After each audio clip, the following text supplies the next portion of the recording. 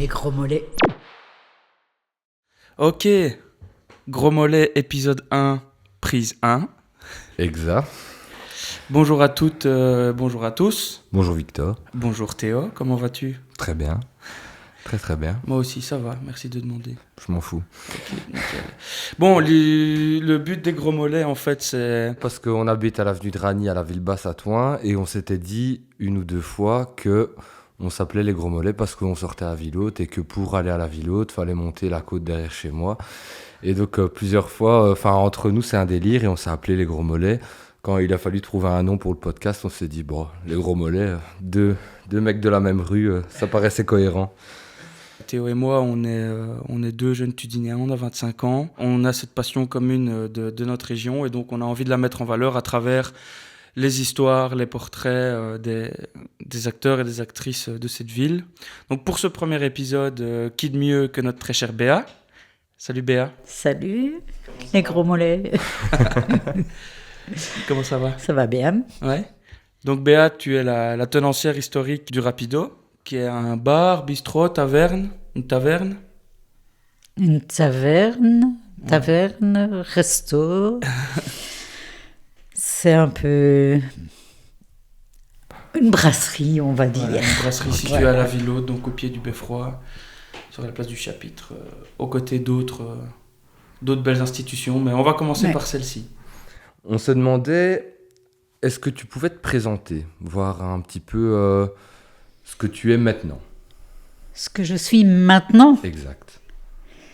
je suis pensionnée. Le fait d'être pensionnée me permet de partir quand je veux, comme je veux. Si je suis là, je suis prête à leur donner un coup de main. Si je suis pas là, ils font sans moi, c'est pas un problème. Voilà. Ouais, puis mine de rien, ça fait un bout de temps que tu y étais, quoi. T'as pris vers quelle année, toi, le Rapido ?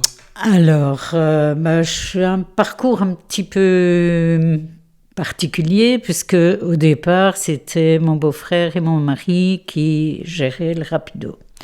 Mais j'allais leur donner un coup de main sur le temps de midi quand je pouvais. Le vendredi soir, j'allais travailler avec Fernand et d'autres. Donc, j'avais déjà bien un pied dans l'étrier. Il se fait qu'en 2001, Daniel a fait une thrombose et donc, fini de travailler, il n'aurait plus su.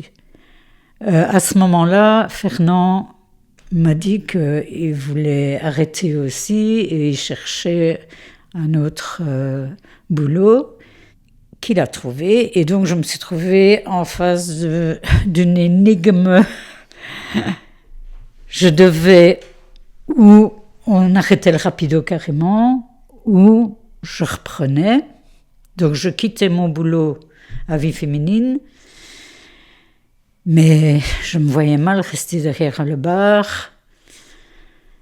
Je dis non, c'est pas possible, moi il me faut autre chose. Et donc j'ai repris des cours de cuisine à Reims, ce qui me permettait de faire de la restauration rapido.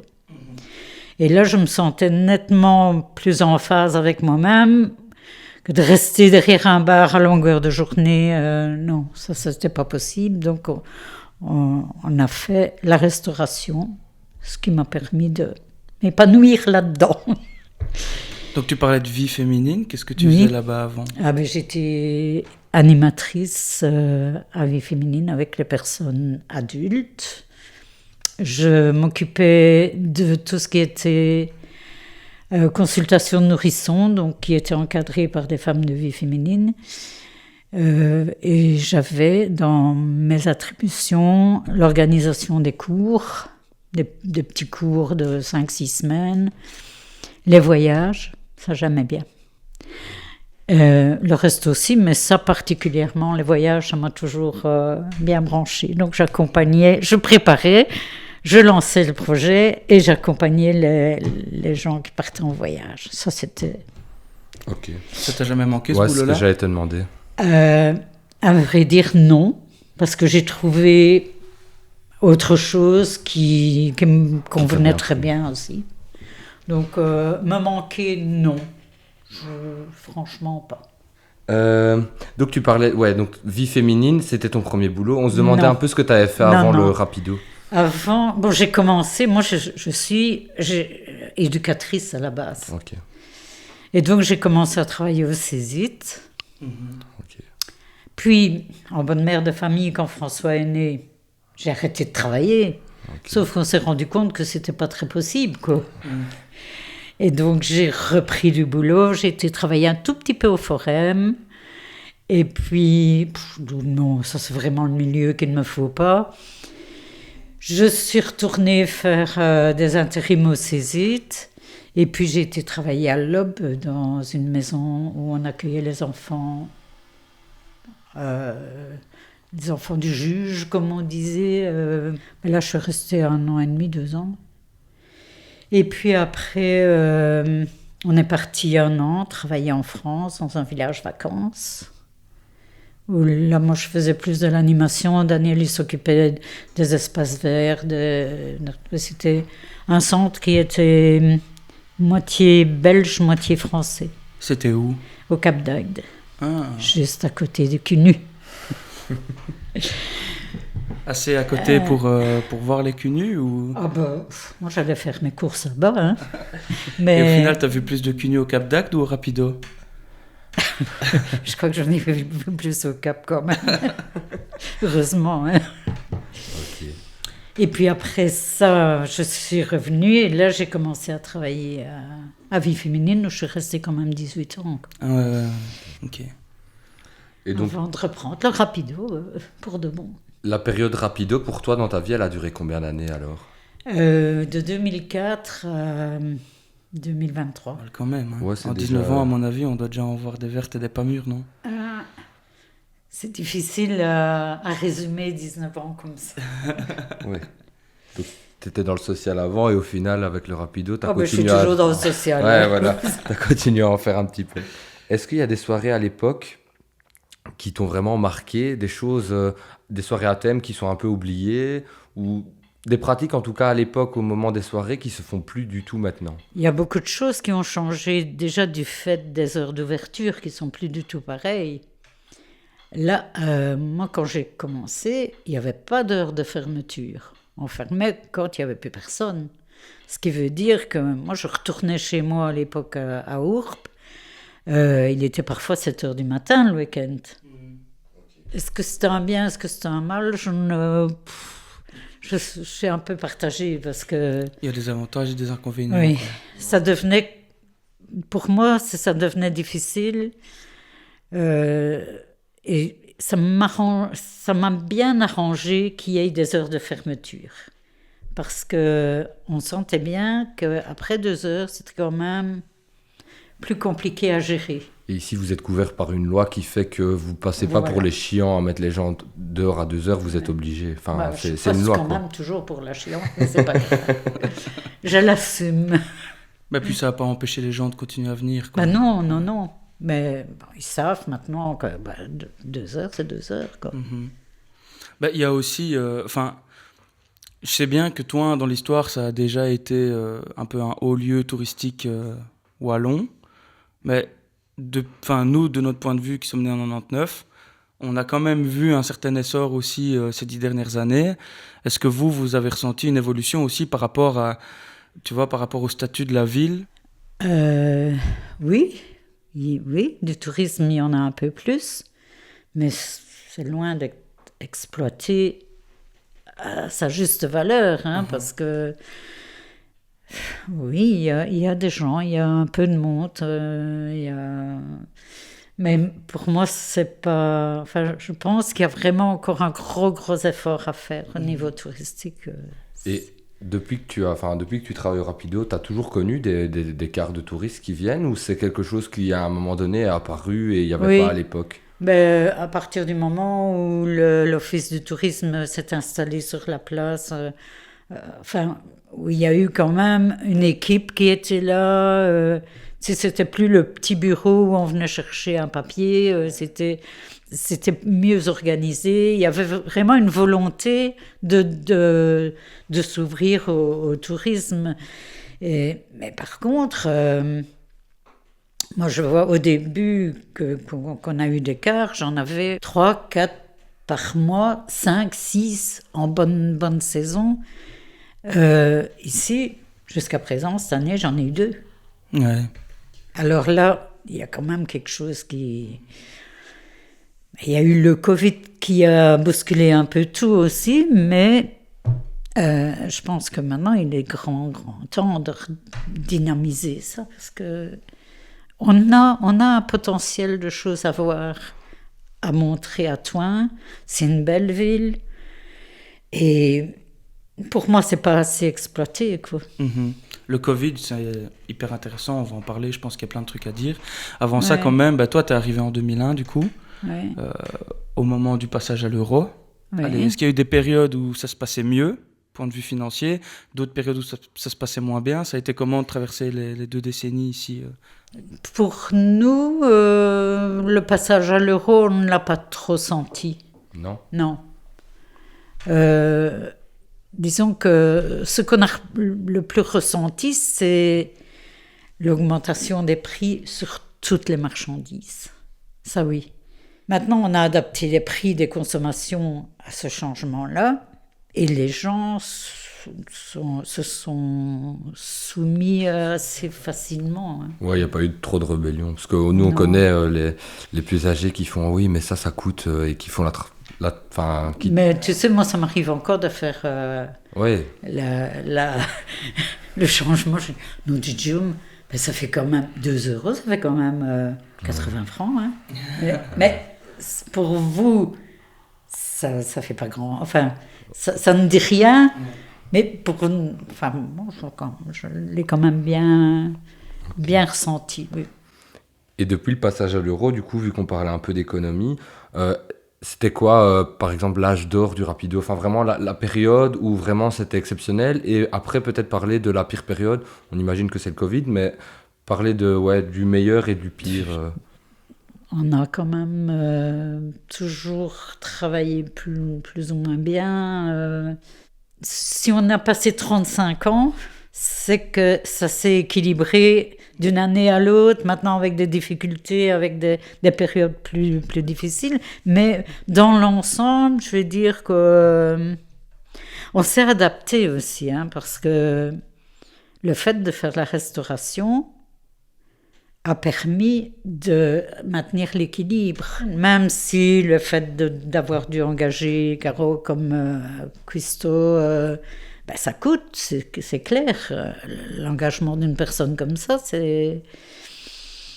Allez, il faut compter un petit 5 000 € par mois, hein, pour un temps plein. Et donc, ça, il faut quand même pouvoir l'amortir. Mais je crois que ça a permis de maintenir un équilibre. Du coup, on en arrive au Covid. Arrive au Covid. Comment ça s'est passé? Voir un peu comment vous avez traversé ce Alors, le Covid, les 2 premiers mois, ça a été le cauchemar. Et puis, on s'est dit, on doit faire quelque chose, qu'on ne peut pas rester comme ça. Donc, on a fait les plans emportés, qui n'ont pas trop mal donné. On a eu les aides de l'État. Merci l'État, parce que maintenant, on les rend. Ouais. Ça a été la grosse catastrophe. Enfin, pour nous, on décide d'arrêter en 2022. On dit, moi j'avais 70 ans bientôt, donc je me dis, c'est le bon moment, on va arrêter. Et là, contrôle TVA, contribution, loi sociale et tout le bazar. Ce qui fait que toutes les aides qu'on a reçues pendant le Covid, on doit les reporter. C'est plus ou moins ce qu'on a eu. Donc je me dis, ça, c'est pas innocent. Et je suis pas la seule dans le cas. Je pense que on en a déjà entendu parler beaucoup à la TV et ailleurs. Donc je pense que c'est vraiment une volonté de pouvoir récupérer les aides qu'ils ont données. Mais ça met dans des situations très difficiles. C'est vrai, c'était un cadeau empoisonné un petit peu. Oui. Tu parlais de Caro tantôt. Oui. Caro, c'est ta fille. Oui. Le rapido, c'est quand même une histoire de famille. Ah, oui. C'est comment de tenir le rapido en famille? Ah, mais c'est pas toujours évident. Moi, j'ai commencé, comme je l'ai dit tantôt, en donnant un coup de main à mon beau-frère et mon mari, qui étaient 2 frères. Déjà là, c'est déjà pas évident de travailler 2 frères avec des caractères diamétralement opposés. Un qui avait déjà qui avait lancé le rapido. En fait, c'est Fernand, mon beau-frère, qui l'a lancé. Là où il y a une petite banque, là, et c'était une sandwicherie. Ouais. Mais au bout d'1 an, la sandwicherie uniquement, c'était pas suffisant. Donc, en discutant, Daniel, il travaillait à la Cité Verte à ce moment-là, et il dit, moi je peux prendre une pause carrière et on va voir. Et il y avait à ce moment-là l'établissement où on est maintenant, qui était à louer, qui était beaucoup plus intéressant que d'avoir le petit truc sandwich. On pouvait alors à ce moment-là faire vraiment taverne et un petit peu de restauration, mais c'était vraiment des trucs à réchauffer, quoi. Ouais. Et puis de là, on a fait, je veux dire que 4-5 ans après qu'on ait ouvert, on faisait de la soupe, on faisait de la rata et tout. On travaillait à 3, mais 2 principalement. Moi, j'avais mon boulot à Vie Féminine à ce moment-là. Et c'était pas toujours évident déjà entre les 2 frères, quoi. Mais bon, ils ont quand même tenu une dizaine d'années comme ça. Hein. Et puis après, les choses de la vie ont fait que... Ouais. Fernand est parti de son côté, Daniel est décédé, et moi j'ai repris avec Caro. Ouais. Puis François avait travaillé un petit peu déjà aussi, mais au moment où il n'avait plus de boulot, il va refaire... Enfin, on s'arrangeait en famille, quoi. C'était vraiment un truc... Et puis après, voilà. Après, quand j'ai décidé d'arrêter... Caro, elle se retrouvait sans rien aussi. Et puis François, il me dit j'ai vraiment pas envie que le rapido tourne à rien, quoi. Caro et François, c'est tes enfants. Oui. Et donc là, il m'a dit on a un projet avec 3 copains de faire une association et de reprendre le rapido. Je dis si vous vous sentez capable de le faire, moi je suis d'accord. Et comme ça, Caro a été réengagée par eux pour la restauration. Ok, donc voilà. Ici maintenant c'est eux, ils exploitent ton bâtiment et c'est eux qui gèrent le rapido. C'est eux qui gèrent tout. Et toi tu es en fait propriétaire du bâtiment. Voilà. Ok. Et tu habites toujours au-dessus d'ailleurs. Et j'habite toujours au-dessus. Ouais. Ouais. Ça va ça ? Oui, ça va. Dans l'ensemble, ça va. Donc, mais pour résumer un peu tout ça, tu as l'impression que le fait d'avoir travaillé toujours plus ou moins en famille, ça vous a quand même... Ça a été une force plus qu'un désavantage. Oui, ça a permis de pouvoir être vraiment unis, de pouvoir traverser plusieurs épreuves un peu difficiles et d'avoir des gens qui n'étaient pas là pour compter leurs heures et vraiment faire des sous. C'était pour faire tourner le bistrot parce que c'était l'affaire familiale et tout ça. C'est une force, quoi. C'est une force parce qu'on a envie que ça continue. Chacun... c'est vrai qu'on est là depuis 35 ans. T'as pas envie de voir... Pourtant, moi, mon but, c'était quand même de revendre le bâtiment. Hein. Et puis après, quand François m'a proposé ça, je dis, allez, on repart pour une nouvelle aventure. Allez, rebelote. Bon, cool. Soirée Boum Boum, justement... On est venu préparer le terrain en terrasse pas plus tard que hier, non c'était avant-hier, où on a encore entendu parler des fameuses soirées bottins. Tu veux nous expliquer un peu ce que c'est ? C'était à la période où il n'y avait pas d'heure de fermeture déjà. Ouais. Et donc, il y avait encore des gros bottins de téléphone. Et donc, les gens récoltaient tous les bottins, les anciens bottins. Et... on faisait une soirée musique et on envoyait les feuilles de bottin à gauche, à droite. Il y en avait partout, quoi. Après, on mettait 2 jours à nettoyer, à remettre tout en... Ça devait être terrible, quoi. L'idée est très marrante. Je sais pas Oui. d'où elle sort, mais l'idée est très marrante. Ben, d'un zozo, sûrement. Hein. Ouais, c'est certain. Après, on se disait justement, tous les ménages ont encore un vieux bottin qui traîne chez eux, quoi. On n'en ferait pas une Ah, dernière. La DER. Ça vous vous arrangez avec les nouveaux. Moi, je peux rien avoir là-dedans. Ouais, on ferait la clôture des bottins. Genre après ça, il y aurait même plus un bottin dans Toin. Ce serait la dernière, quoi. Il n'y avait pas une histoire de puits aussi dans le Rapido? On m'a dit qu'il y avait un puits. Ah, ça a été exceptionnel. Jean-Michel Aumont, qui est décédé maintenant, Qui était un client du Rapido. qui était un client du Rapido, et un super plongeur, parce qu'il allait faire des plongées dans tous les pays, Ouais. est arrivé un jour, mais il n'y avait pas très très longtemps qu'on était là, et Fernand lui dit « Ah ben on a un puits, on ne sait pas ce qu'il y a dedans. Oh, je veux bien plonger. » Il dit « Je veux bien plonger, je veux bien aller voir ce qu'il y a dedans. » Et il dit « Bah ok, d'accord. » Et Jean-Michel, tout emballé, il dit « Si ça tombe, je vais trouver un trésor. » Mais vraiment très excité. Quelques jours après, il va chercher sa combinaison de plongée et il vient et il dit « Je vais aller plonger, je vais voir ce qu'il y a dans le puits. » Mais entre-temps, Fernand avait déjà imaginé l'affaire et avait été chercher des pièces en chocolat chez Madame Huard. Il les avait lancées dans le puits. Et donc, quand Jean-Michel a plongé, il a crié « J'ai trouvé un trésor !» Et il avait en fait trouvé les pièces en chocolat, quoi, enfin, emballées de... Et ça, c'était extraordinaire. Il est profond le puits? Enfin, Ah il était, parce que bah, maintenant il est rebouché, c'est ça? Non, il n'est pas rebouché, il est toujours toujours là, mais il n'y a pas beaucoup d'eau dedans. Ben, je pense que toutes les maisons du côté, de notre côté de la rue, je pense qu'il y a un puits dans chaque maison. Chez Feel-Food, il y en a un. En tout cas. Ouais. Ouais. Ouais. Et pourquoi? Ben, parce que c'était anciennement la manière d'avoir de l'eau potable, quoi. Oui, mais pourquoi celles-là ont encore et pas les Bah, autres? l'autre côté, ça a été refait, c'est toutes des nouvelles Ouais. habitations. Ben, à part ça, qu'est-ce qu'on a eu? Est-ce que tu as eu Beaucoup. des stars? Des stars, oui. Ouais. Hein. Ouais? Qui? Stella. Stella. Stella Artois? Non, Stella, le chanteur Stella. Je connais pas, tu connais? Je connais pas non plus. C'est pas vrai.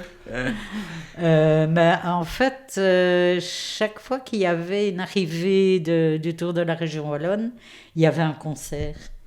Et il s'est fait plusieurs fois où le chanteur, je ne me rappelle plus de leur nom, il y en avait un wallon qui est décédé là aussi, qui chantait en wallon. William Dunker? Oui, Ouais. William Dunker.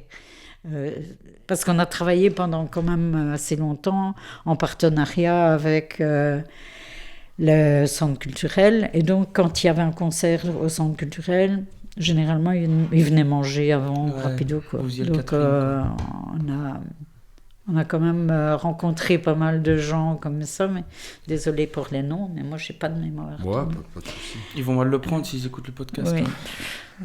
Mais je les aime bien, hein, mais... Moi, j'avais une question quand Ouais. même. Si tu devais expliquer c'est quoi le rapido à un Français qui débarque et qui connaît rien. Je lui dirais de rester une soirée. Et comme ça, Écolo a tout compris.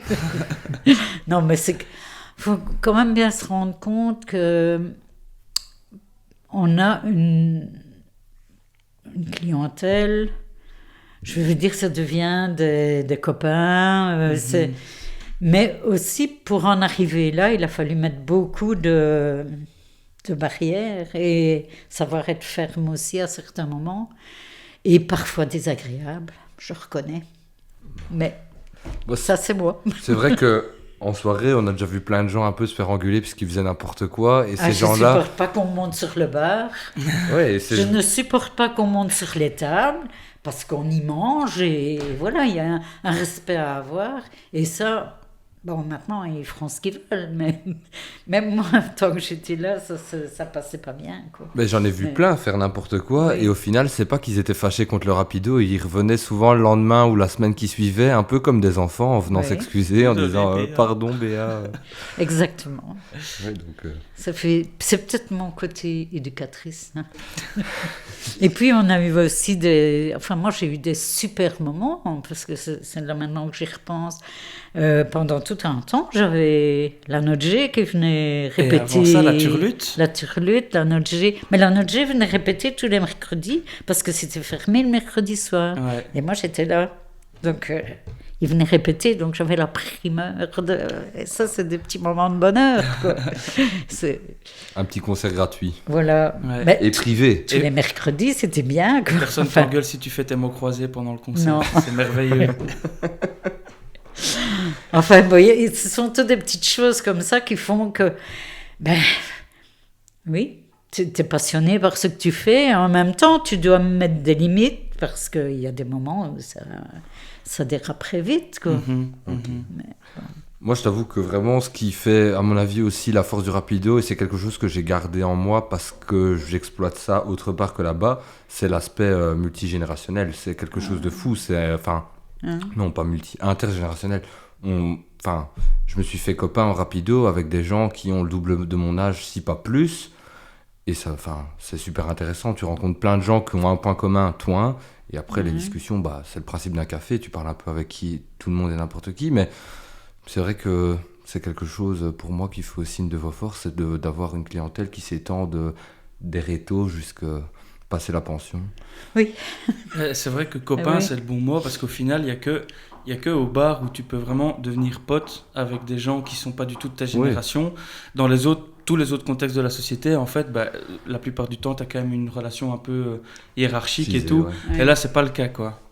Donc, Ouais. c'est sûr que c'est un C'est truc, des mecs peut-être que tu croises à un moment de festivité ou voilà, mais chaque fois il y a le petit bonjour et tu parles un peu, tu apprends à connaître un peu à gauche, à droite. Des gens qui habitent des fois juste à côté de chez toi que tu parles pas parce que t'as pas l'occasion de rencontrer autre part qu'au bar.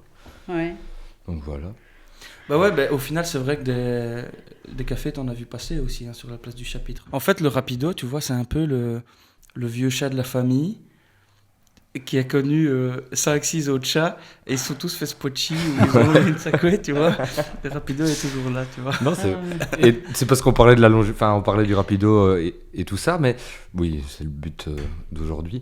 Je me disais, ça devait être aussi super cool d'avoir eu au tout début que le rapido a ouvert vous avez, à mon avis, toujours exploité des étudiants, utiliser des étudiants. Travailler avec des Travailler avec des étudiants. Des étudiants. Et donc, c'est tous des jeunes que vous avez, à mon avis, connus dès l'ouverture. Et maintenant, vous avez vu l'évolution. Donc, c'est tous des gens qui sont devenus pères de famille. Oui, là, maintenant, moi, je vois les enfants des enfants des premiers... Enfin, donc, ça fait 3 générations, certainement. Parce qu'au départ... et c'est resté quand même dans les gènes de Rapido, c'est que c'était l'endroit où les sportifs se réunissaient. Il y avait le club Oxygène. Il y avait les scouts, il y avait le patro, il y avait le basket. C'était beaucoup de jeunes qui étaient en activité, pas des gens qui glandaient à longueur de journée. Et ça a été notre force aussi, c'est d'avoir ces gens-là des gens qui avaient envie de faire quelque chose, quoi. Et qui aimaient bien faire la fête. Ça, parce que des soirées après le basket sur la place, on en a eu, hein. Le basket d'ailleurs qui s'appelle le club le Rapido, et c'est pas pour rien, puisque c'est Fernand qui l'avait initié avec Gilles Jean-Marc. Ah ouais. Il y a aussi un club de futsal qui s'appelle le Rapido. Et Champion. Ouais. Champion. Mais oui, mais c'est vrai que c'est resté quand même un endroit où le sport a sa place, où les mouvements de jeunesse ont leur place, où les jeunes s'y retrouvent quand même pas mal. Et en même temps, un lieu de rassemblement des mouvements folkloriques aussi. Hein. La Saint-Roch, c'est quand même... Enfin, la compagnie, c'est quand même un peu le QG. Le Rapido, c'est l'endroit où on fait les réunions, les répétitions, entre autres. Ils vont à Lieur aussi, et c'est bien. Mais ça a quand même été le fondement de la compagnie. Enfin, on pourrait en parler des heures, hein, de tous les gens qu'on a rencontrés, aussi bien VTT enfin, toutes sortes. Mais le sport, les mouvements de jeunesse, le folklore, c'est quand même à la base, quoi. Très chouette. Ce qui explique pourquoi, avec autant de jeunes qui sont venus au Rapido déjà à l'époque, maintenant quand tu parles de Thoin et que tu dis le Rapido, que tu sois à Mons ou quoi, en règle générale, les gens font « Ah ouais, j'ai déjà été là-bas, je me souviens quand j'étais jeune, je sortais et tout, bah ça. » C'est... Je m'étais fait engueuler par la tenancière parce que je montais sur le bar. Non, mais attends, il y a le beffroi. Je me suis fait mettre dehors. Il était quelle heure? 2 heures. Ah ben alors c'est normal. Ben voilà, merci beaucoup Béa. Mais avec plaisir. Un grand merci. Et au mois prochain pour le prochain épisode. Des gros mollets. Des gros mollets. Des gros mollets.